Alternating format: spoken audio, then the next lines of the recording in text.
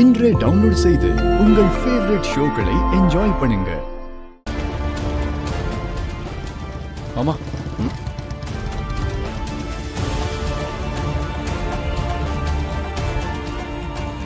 மாமா, மாமா, மாமா, மாமா, ஒரு நிமிஷம் மாமா. மாமா, உங்ககிட்ட கொஞ்சம் பேசணும் மாமா. இதுக்கப்புறம் உங்ககிட்ட பேசுறதுக்கு என்னப்பா இருக்கு? நான் உங்களை மாப்பிள்ளைன்னு சொல்லி எவ்வளவு மதிப்பும் மரியாதையும் வச்சிருந்தேன். எப்பவும் வாங்க போங்கன்னு தான் கூப்பிட்டுருக்கேன். என்னைக்காவது வா போன்னு கூப்பிட்டுருக்கனா? அதுக்கெல்லாம் காரணம் என்ன தெரியுமா? நீங்க என் பொண்ணை நல்லபடியா பாத்துக்கிட்டீங்க. அந்த ஒரே காரணத்துக்காகத்தான்.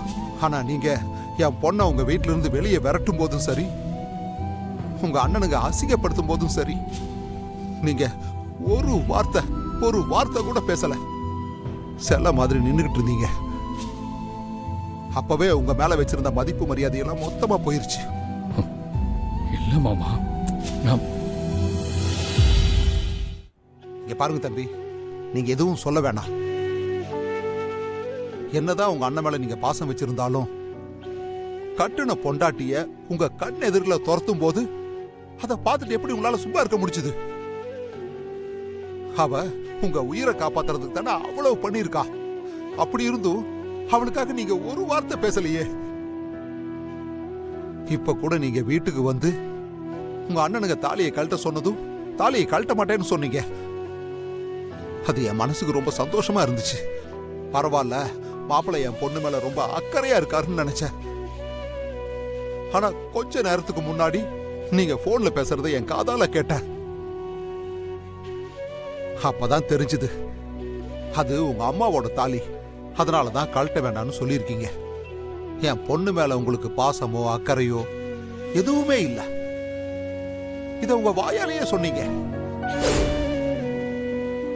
உங்க அம்மா ஞாபகமா இருக்கிற அந்த தாலியை கழட்டினா அவங்க உன்னை மன்னிக்க மாட்டாங்கன்ற ஒரே காரணத்தினால தானே? ஆமாண்ண, அது நீங்க சொன்ன காரணம் தான்.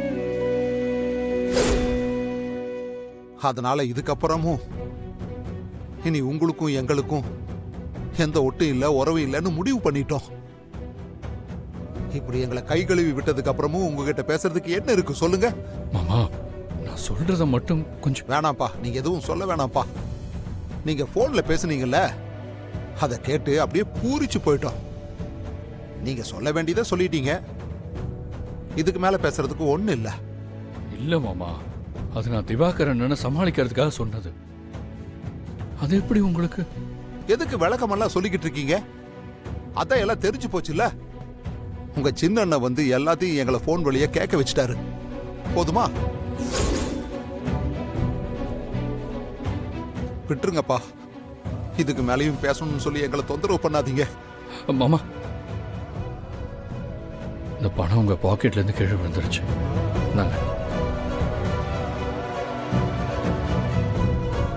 நீங்க தொட்ட காசு கூட எங்களுக்கு வேண்டாம்.